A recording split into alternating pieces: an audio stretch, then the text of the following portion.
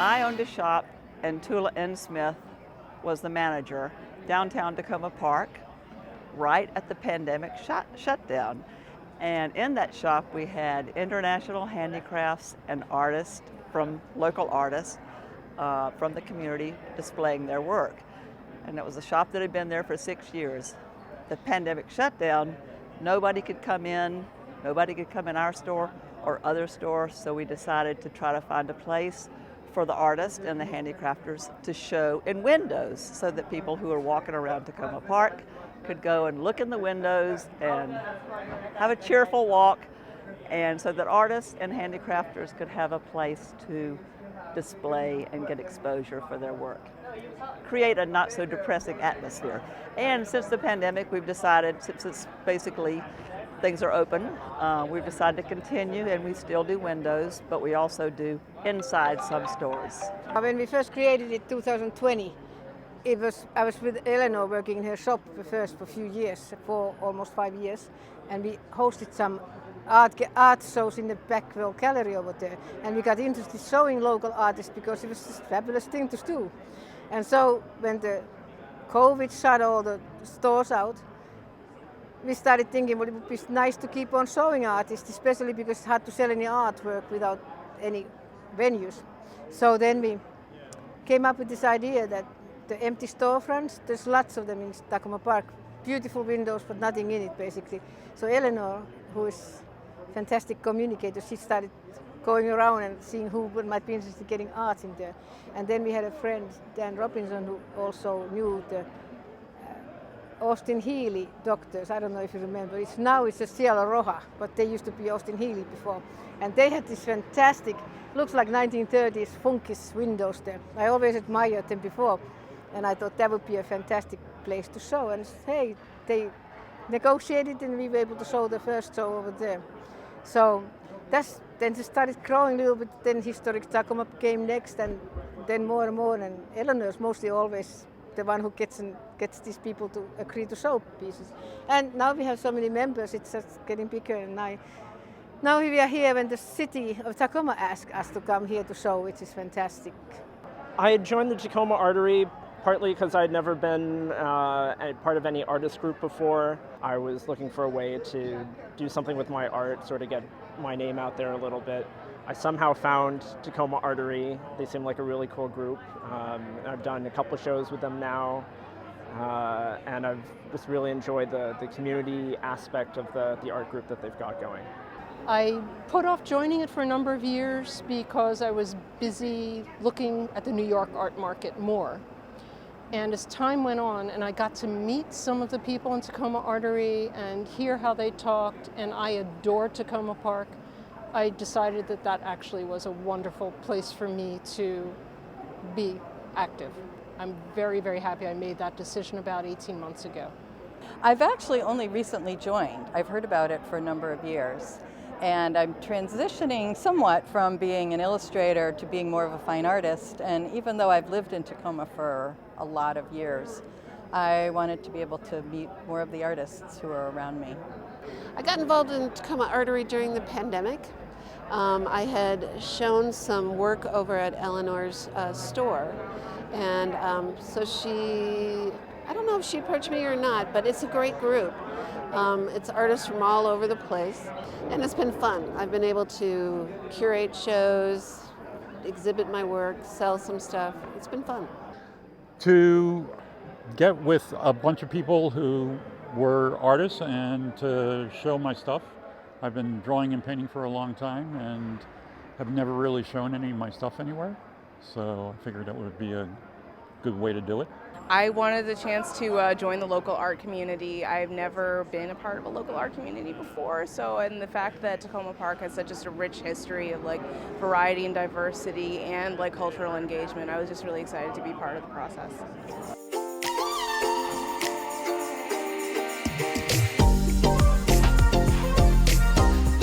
back when I was a kid. Short answer, just recently I've gotten to revitalize it with like YouTube videos and learning how to teach myself again. But I work with polymer clay. That's a medium that my grandmother actually taught me when I was very young, and I got to like hone the practice more as an adult, thankfully. And it's been really exciting to go through the journey with it. I think every time you create, it's a chance to like show yourself who you are and show yourself how you can adapt to whatever the art throws at you, because you're never going to be able to execute your plan the way you thought you were. It's always going to be some new improvisation. So I think being able to learn how to roll with the punches, and also being able to learn about what really moves me in my art, I think it's been lovely to like implant my interpretation of the world around me into art. I think art is our birthright as human beings. Like, we all have that capacity to create something incredible, and it's just being able to have that time to do it. I feel incredibly privileged to have the time to sit down and do the work that I do, and it's just too much a part of being human for me to put it down.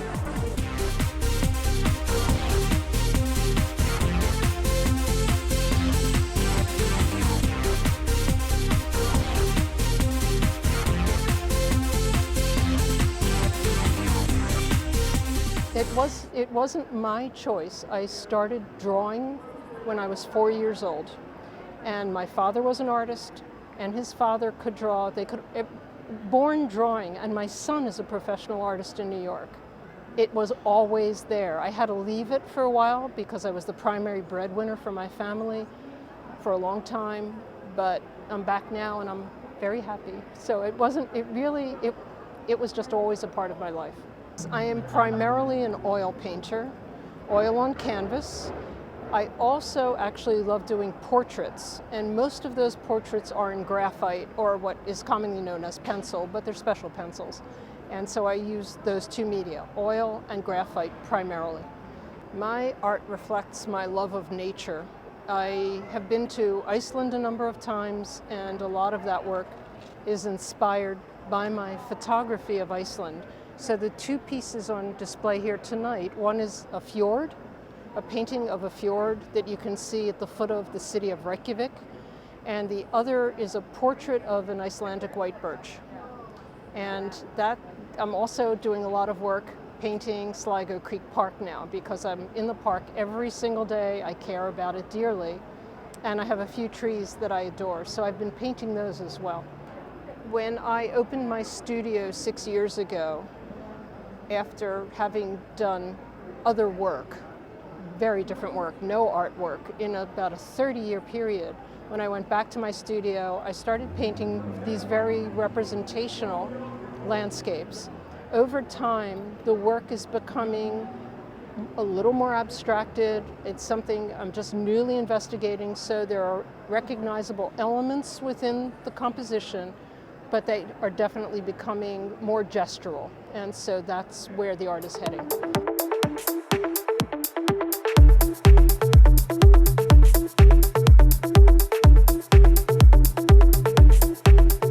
I always was into art at a very young age. I was always drawing as a kid, loved art class in school. I remember my parents got me my first oil painting kit, and that was very difficult. Oil painting is very different from a lot of the other paints that you'd use growing up. But my dad eventually got me lessons, painting lessons with one gentleman one summer, and so I sort of figured out how to learn to do oil painting from him, and then just basically kept it up from there. I do oil painting, mostly focusing on nature and landscapes. I grew up in upstate New York, and I really grew to love a lot of the Impressionist art, which in some ways to me reminded me a lot of upstate New York. And I gravitated towards that, loved doing scenes of a lot of hills and mountains, and one of the scenes here is one of the scenes from upstate New York. I've definitely, experimented. You try things. I often feel like every painting, there's a little bit of improv that goes on. When you try something, you step back and you sort of analyze what it is you just did. And that whole process is it's constantly ongoing. I've definitely seen myself try some things, realize I don't like them, try some other things, realize, oh, that works really well. And then you just keep trying to focus on the things that work well in your future paintings.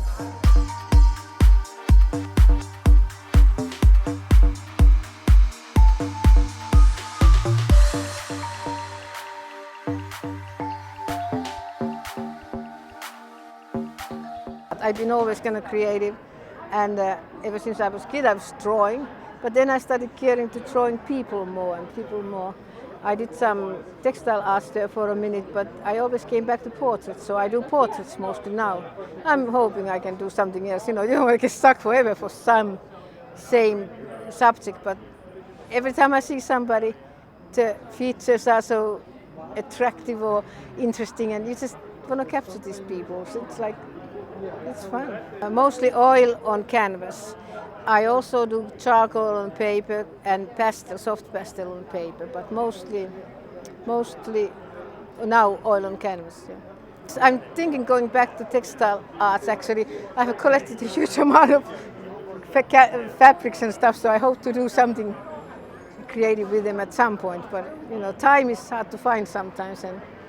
But any art interests me, and it's just an endless venue. You can do anything you want actually, if you just want kind of a peace. If I have peaceful moment at home and nobody's bothering me, it's like you go into this zone.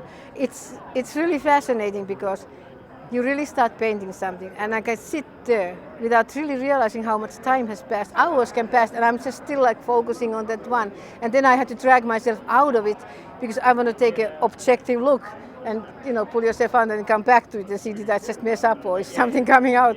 But it's a piece, it's the concentration, it's really intense when you get to it, and I guess that gives me the most satisfaction, really.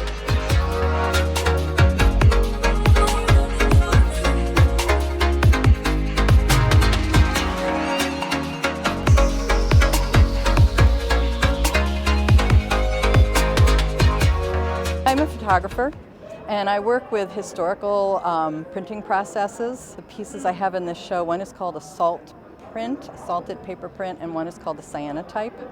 And they're two processes that were invented on the way through inventing photography. So there's a small contingent of us who are kind of passionate about these, and you paint the emulsion onto paper rather than buying photographic paper. So you can experiment with different papers, which can make the photograph very interesting. I've been doing photography since I was a kid. I used to print pictures with my dad. We fixed up a dark room in the pantry in our house, and he had printed pictures with his dad. So it's just in my blood.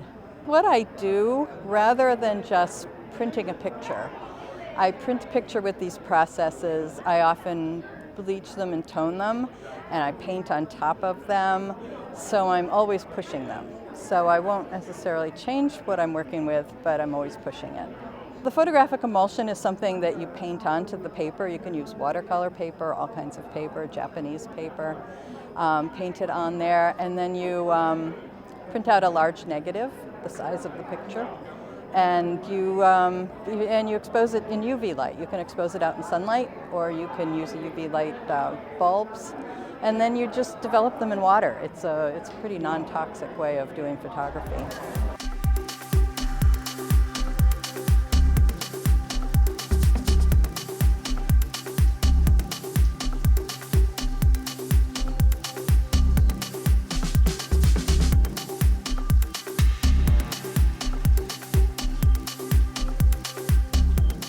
I take pictures of other people's art, I guess. I do a lot of street graffiti and street art. I don't just go up and take a picture of it. I go up and figure out pieces or elements of it, and if possible include street furniture and stuff like that. So I've got two pieces in here in the show tonight. One is a blue fox, which is a fox draped around a window grate that I stumbled on when I was in Belfast.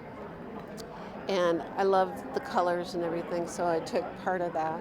And then the other one is a paste graffiti, or wheat paste image that's been slapped on a wall next to a door, and it includes the figure of a I think she's kind of creepy, none, and the number 14, which is the address of the house. So it's just kind of fun to experiment with this stuff. I just do it, that's all. I just do it. It's fun. Well, the thing that I like best about doing it is that it gives me an opportunity to sort of encourage people to see beauty or humor or a story anywhere they're walking, because a lot of the pictures I've taken have been in industrial yards or in back alleys or behind a dumpster or something like that, and that's not usually where you go to see beauty, however you define that. So it's kind of nice to be able to show someone that there's beautiful stuff out there and that people are creative all over the place. I'll still stick with photography, but now I'm starting to take pictures of car parts, like the fenders and the bumpers and the dashboards, not your regular car, but old cars. And they're beautiful too. And you know, with some of the photo processing or photo op stuff you can do, you can make them look very odd.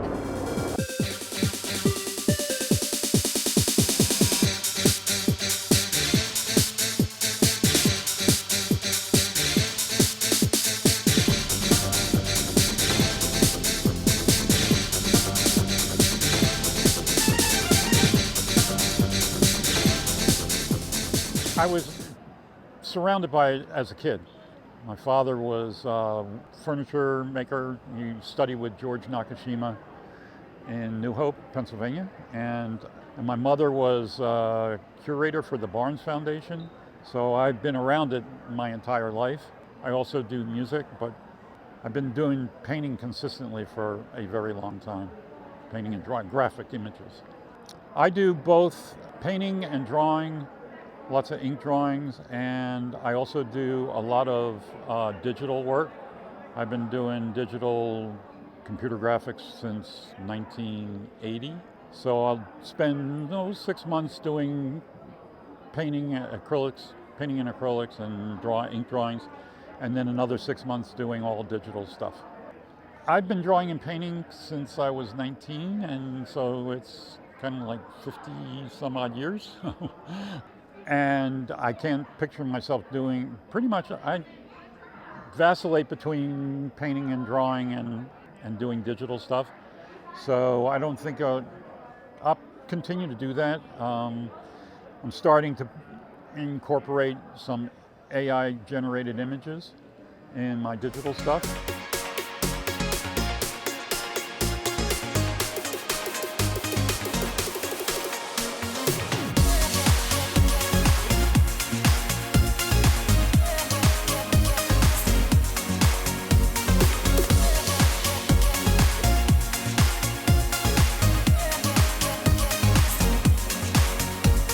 I think in the future, I would like to do more of the flat scenes that I've been doing, as well as the sculptures that I've been doing. I didn't get to showcase here, but the flat sculptured scenes that I've been able to do. It's nice to be able to tell a story in that tableau. But yeah. Can't honestly say where I'll be or what I'll be doing, but I'll definitely be doing something that keeps me from being bored. I think since I started this whole very long series of graffiti and street art, I've sort of expanded my definition of what that is, and I've also sort of tuned in more to the details as opposed to just a big picture. So I'm getting a little more refined about it. I think it's funny most of the time. Hopefully that would change. And I'm getting better at being in focus. The only thing that I can see is in the future will be using AI as a tool and not try to be threatened by it. I've definitely tried to explore a little bit more using some abstract ideas, stuff borrowed especially from like abstract expressionism in the mid-century. I definitely would love to try working on some portraits, maybe in the mode of Renaissance art, but using the style that I've got myself. I do like doing this, and I do hope that I paint or draw more than I do now, but it's fun in the meantime also helping other artists get exposure. Had about 20 shows so far, and we'll probably continue having them. And we're volunteer run, and so as we get more volunteers and as we get more organizers of shows to help us with the displays, we can approach more stores and ask them if they'd like to have a display either in their windows or inside their stores. And if they're amenable to it, then we get an organizer and we do a call for artists. And of about 330 artists that we have on our mailing list, people respond and want their stuff shown in the windows. And if somebody wants to buy their art, they can contact the artist. If somebody who's walking by the store sees their art, or walking in the store sees their art and wants to buy a piece of art, they can call the artist from contact information that is on the art itself. So the stores don't sell the art. A potential customer can find the contact information on the art, usually a name tag or maybe on the art itself, and they can contact them directly. And if there's a sale, that would be off the premises. Well, I started the store because I lived in Egypt and I loved Egyptian handicrafts.